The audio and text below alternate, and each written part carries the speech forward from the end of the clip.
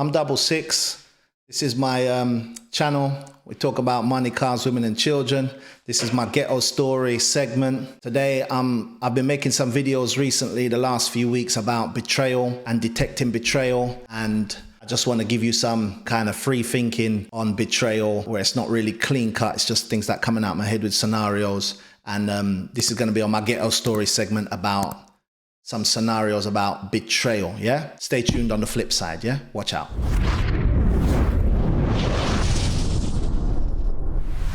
So welcome.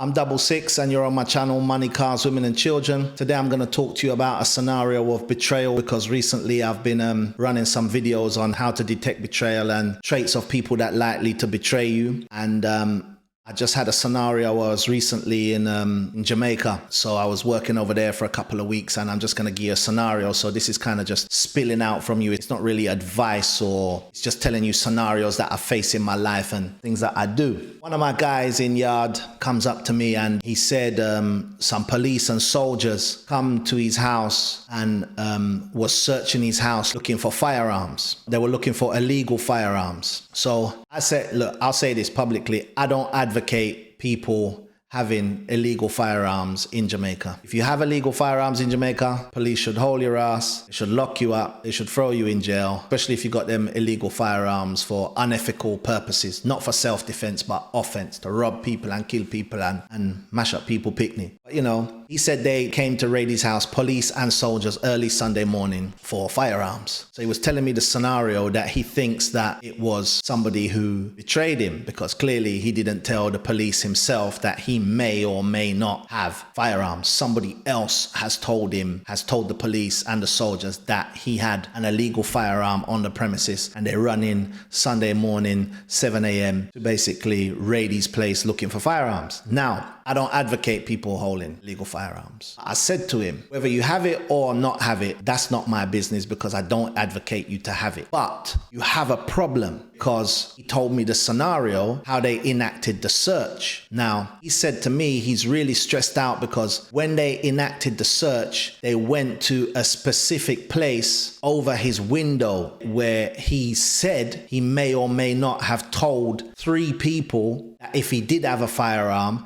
that's where he would put it. So he said to me, if he did have the firearm, he told people where he would put it is in a hollow concrete block on above his windowsill, and you can't feel that the block is hollow, but it's hollow, and he would put the firearm in there if he did have an illegal firearm, right?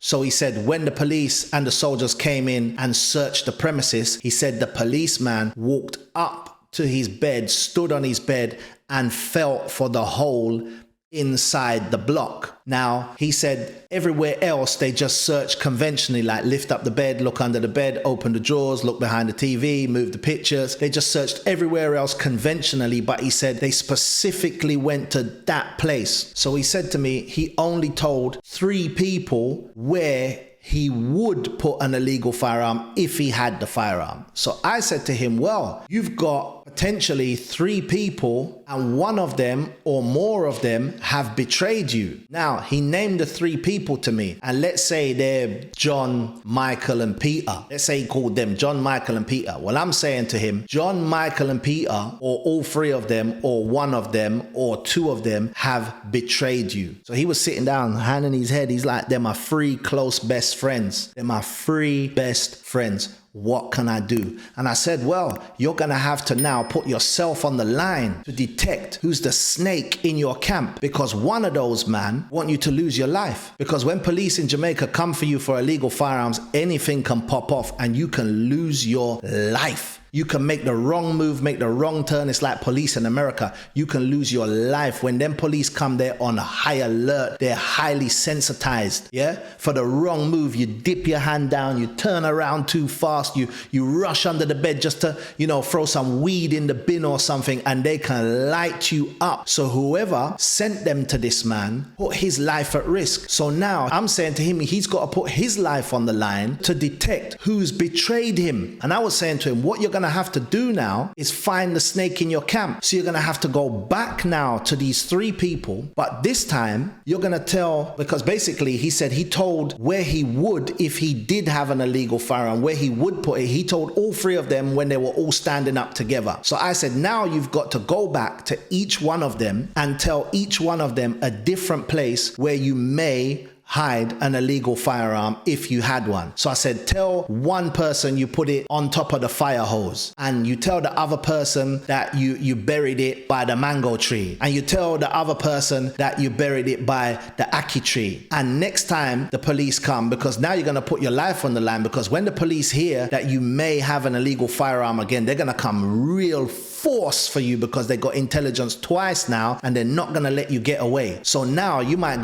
end up going to the police station and taking some licks and getting hold down there for a week in the cell while they just put you on sus, while they try to really search the property to find illegal firearms. But you got to put your life on the line, but basically put your freedom and your safety on the line if you want to detect the snake around you, or you Lego all 3 of them man from around you. You let them go. And if you don't want to let your 3 close friends go, you got to put your personal safety on the line and tell each person a different location where you may have or may not have hid the firearm if you had one. Now, as I said, I don't advocate people having illegal firearms in Jamaica. I don't advocate that. Police is to find you and hold you, especially if you're using it to kill people, picnic and rob people. I don't advocate illegal firearms, but I have to give my man advice on how to detect betrayal. So I'm not giving him advice on how to hide illegal firearms, because I don't advocate that, and I want to make that clear on this platform. But he's coming to me with a scenario that he's been betrayed by 3 people close to him. So what I have to tell him is, make sure you tell each person specifically where you may hide an illegal firearm if you ever had one, and note down, write it on a piece of paper, who you told, the date you told,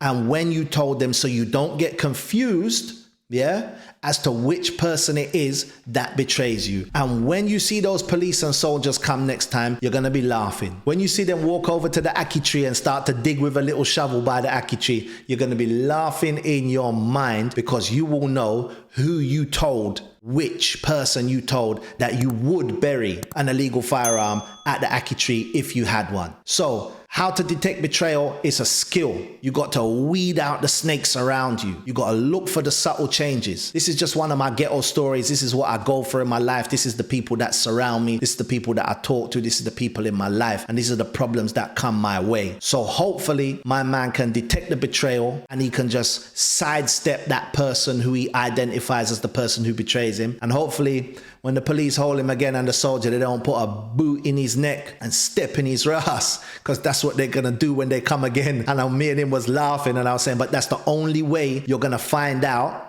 by telling each person individually where you may hide an illegal firearm if you had one in a specific location, because you can see the police were acting on intelligence, and they'll act on intelligence one more time. That's the one time you're going to catch the mother F who betrayed you, because, you got to have skills to stay alive out here. So I'm 66. That was my ghetto story on betrayal and advice that I give people around me. Watch my videos on how to detect betrayal. I'll try and link to them on the cards on this YouTube video. I'll catch you on the next one. Little more.